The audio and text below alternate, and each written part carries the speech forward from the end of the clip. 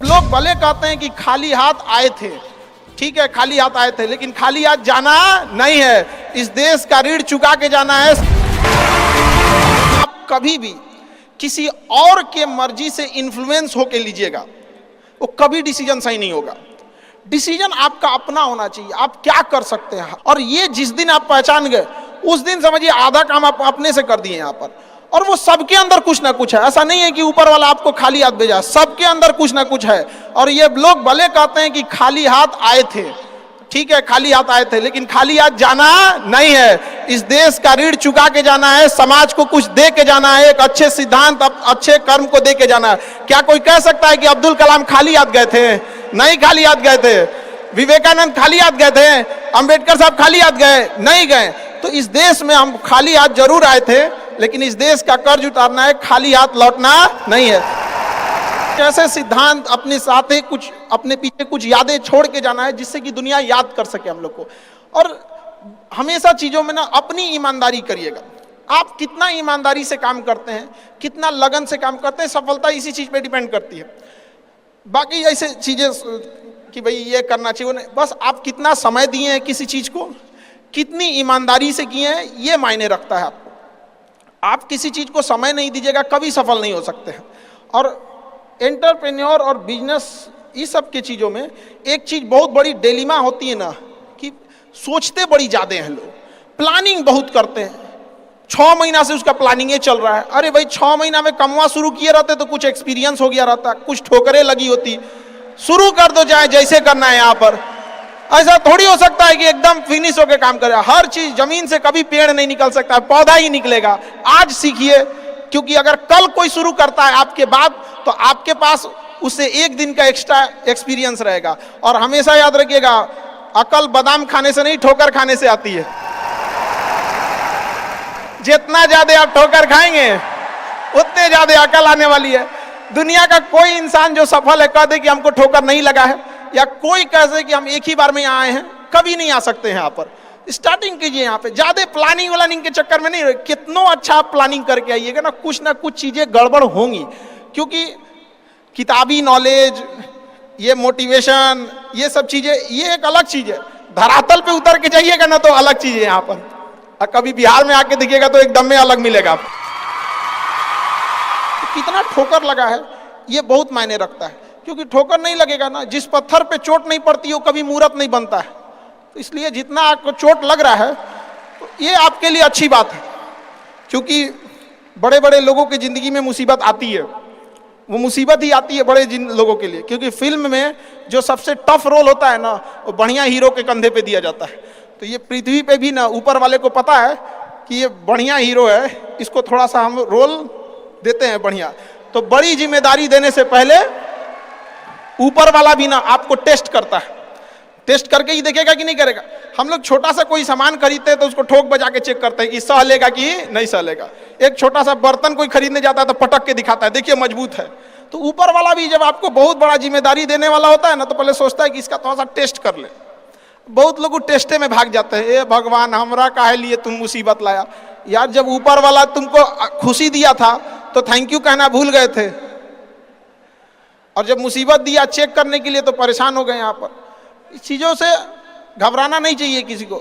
जिसके जिसके जीवन में कठिनाई आ रही है, आप समझिए कि आप एक सही रास्ते पे जा रहे हैं, क्योंकि वही रास्ता सफलता का है। और अगर आपके जीवन में कठिनाई नहीं आ रही है, आप गलत रास्ते पे हैं, क्योंकि सफलता का रास्ता बहुत कठिन होता है।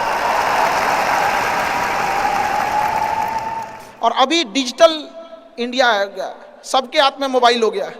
एक चीज अगर आप बहुत आगे बढ़ेंगे ना तो एक प्रॉब्लम फेस करेंगे।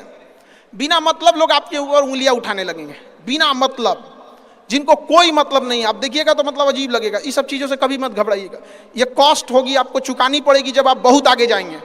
तो आप लोग बहुत आगे जाएंगे तो पहले से माइंड मेकअप करके रखिएगा। कुछ लोग होंगे जो बिना मतलब आपसे सवाल पूछेंगे, इन लोग को कभी इंटरटेन मत कीजिएगा। क्योंकि अब भाषा थोड़ी हार्ड हो जाएगी, लेकिन एक हार्ड हो जाएगा तो हो जाएगा।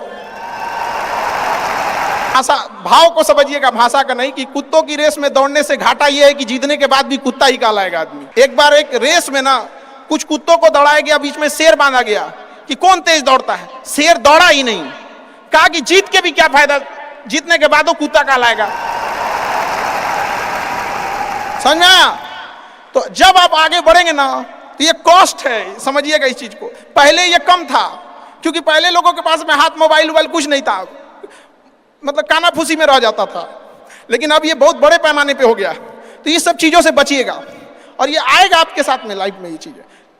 जैसे हम आपको छोटा सा मतलब व्यवहारिक चीज पे बताते हैं, जब बहुत आगे जाएंगे ना तो कुछ कहेंगे अरे इसका प्रोडक्ट खराब है, इसका ये मतलब कुछ ना कुछ बोलेंगे। उसको बस ऐसे समझिएगा कि जब आप बढ़ते हैं तो आपके चेहरे पे कभी कभी कुछ दाने निकल जाते हैं, उसको छेड़ा नहीं जाता है, 10 दिन 15 दिन बाद वो खत्म हो जाता है, फिर दिखता तो है तो आपका चेहरा ही दिखता है। और ज्यादा खखोरेंगे ना तो उधर के बर्बाद कर देगा आपको। हम निकला है छोड़ दीजिएगा उसको, एक समय आएगा जब आप ही जाने जाएंगे। यहाँ लोग किस चीज पे नहीं उंगलियां उठा देते हैं, भगवान को उंगलियां उठा दिए लोग, अग्नि परीक्षा भगवान को देना पड़ा। हम लोग की क्या औकात है जी यहाँ पर। इसलिए भैया इस सब चक्कर में नहीं पड़िएगा आप, जो है वो एकदम परफेक्ट है। चाहे जैसे भी गलतियां सबसे होंगी, जो गलती करिएगा उसको एक्सेप्ट कर लीजिएगा, हाँ हमारे पास ऐसे गलती हो गई, नेक्स्ट टाइम से हम सुधारेंगे, बट कोशिश कीजिएगा गलतियां ना हो। लेकिन सबके जवाब देने की कोशिश मत कीजिएगा, आप इंसान है, कोई डिटर्जेंट नहीं है कि सफाई करते चलते हैं आप। और काबिल इतना बनिए ना कि लोग आपको रोकने के लिए ना साजिश करना पड़े, कोशिश नहीं, उस लेवल पे जाइए। आपको यार ये कैसे आगे निकल गए यहाँ पर, आएंगी चीजों को हम लोग भी फेस किए हैं, आप लोग भी फेस करना होंगे। यहाँ पे शुरुआत में सबको कॉस्ट चुकानी पड़ती है। और ना लोग कहते हैं कि सबके अंदर कोई यूनिक क्वालिटी होती है, इसको पहचानने का एक तरीका होता है। जब आप मुसीबत में फंसेंगे ना तो वही काम कीजिएगा जो आपको सबसे अच्छा आता है, सबसे अच्छा आता है। आप मुसीबत में फंसेंगे, हम लोग जब इंटर पास किए थे तो हम लोग के सामने भी फाइनेंशियल क्राइसिस आया था। सबसे पहले वेल्डिंग मारना चालू किया था आदमी की, बिना किसी काम का किसी दुकान पे बैठ के वेल्डिंग मारते रहो। अरे सही भी मारते थे तो 4 को चीज सुना देता था, यार ऐसे नहीं ऐसे होता है, क्या बात करते हैं, बढ़िया मारते थे और वही सुन लेता था आदमी यहाँ पे।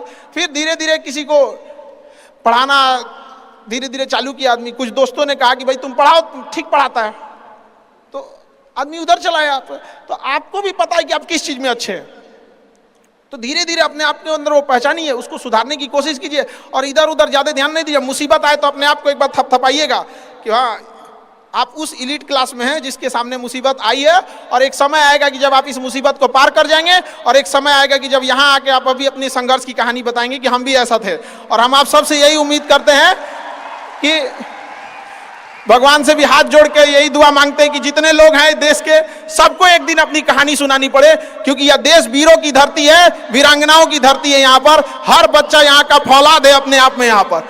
तो ये वक्त है अब ऋण चुकाने का।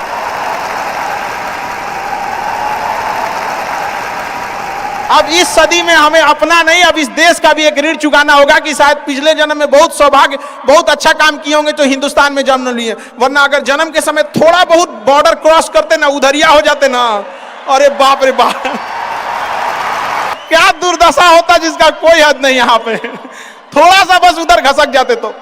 लेकिन ये हम लोग का सौभाग्य। एक चीज हम लोगों ने गलती किया के बाद, हमने महिलाओं के पावर को ना अंडर एस्टिमेट कर दिया। हम लोग 1947 से जो पुरुष समाज है ये सोच रहा है कि देश को आगे ले जाने के लिए, अभी तक सोचिए रहा है। ये हम लोगों से गलतियां हुई हैं। और लड़कियों को हमने जो साथ छोड़ दिया महिलाओं का ना, बस यकीन मानिए जिस दिन भारत देश की महिलाएं पुरुषों के साथ कदम से कदम मिला ली, 10 साल में देश की सूरत बदल जाएगी, दुनिया देखते रह जाएगी। यहाँ पर हम इस चीज को ज्यादा समझ सकते हैं क्योंकि हमारी खुद की बहन नहीं, अपनी बहन नहीं, लेकिन अभी भी हम अपना घर देखते हैं ना तो लगता है कि बहुत बड़ी कमी है। और अगर बहन रहती तो चीजों को अच्छे से समेट के रख सकती थी।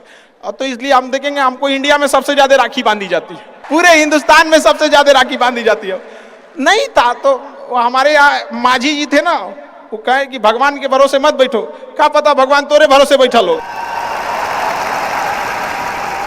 तो बहन नहीं थी तो क्या दिक्कत है, दुनिया में सबसे ज्यादा राखी बांधी गई। अब मतलब आप सोचते हैं कि अगली बार, अभी इस बार 7,500 राखी बांधी गई थी, 7,500। हर साल रक्षाबंधन के बाद पहले ही रक्षाबंधन से पहले हमको एक डॉक्टर अपॉइंट करके रखना पड़ता है कि सर मेरा ना ब्लड रुक जाएगा, इतना राखी बांधी जाती है। तो आप एकदम ना स्टैंड बाई पे रेडी रहिएगा वहां पे। इतना राखी बांधने के बाद एक आदमी आता है मेरा हाथ उठाने वाला, वो हाथ लेके चलता है, हम ऐसे चलते रहते हैं। खुश नसीब हैं वो लोग जिनके घर में बहनें हैं, जिनकी बेटियां हैं। आप उसकी कदर नहीं कर सकते हैं तो यकीन मानिए इसका बदला भगवान जरूर लेता है। आजकल लोग देखते हैं कि लोग बहू की कदर नहीं करते। अरे वो आपकी बेटी है, चेहरा बदल के वापस भगवान ने भेजा है आपको, नहीं कर सकते कदर ना, तो आपने भगवान की उस नेमत को ठुकरा दिया है। अब फिर घरे में मुसीबत आएगा तो कहेंगे कि पता नहीं क्या हो गया। चाहे चांद पे पहुंच जाइए, चाहे जितना भी आगे चल जाइए, अपनी सभ्यता संस्कृति को मत भूलिएगा वरना मिट जाइएगा आप यहां से। यूनान मिस्र रूमा सब लुट गए जहां से, लेकिन मगर है बाकी नामो निशा हमारा। कुछ बात है कि हस्ती मिटती नहीं हमारी, सदियों रहा है दुश्मन दौरे जहां हमारा। भारत को मिटाने की कोशिश की गई, मिटा कभी नहीं। इसलिए याद रखिएगा अपनी संस्कृति को नहीं भूलना है। और हमसे गौरवपूर्ण संस्कृति पूरे भारत, पूरे विश्व में किसकी है यहाँ पर, तो ये चीजों को थोड़ा सा आप लोग को ध्यान में रखना है और आपस में मिलजुल के एक देश वाली भावना लेके चलना है कि हम सबको मिलकर अब देश को अपना उस पुराना जो गौरव मिला था उसको वापस लौटाना है। और आप लोग आगे बढ़ेंगे, युवाओं में है, अब जिधर युवा चलते हैं उधर ही सब कुछ चल देता है। यहाँ पर तलवारों के साए पर इतिहास हमारा बनता है, जिस ओर जवानी चलती है उस ओर जमाना चलता है।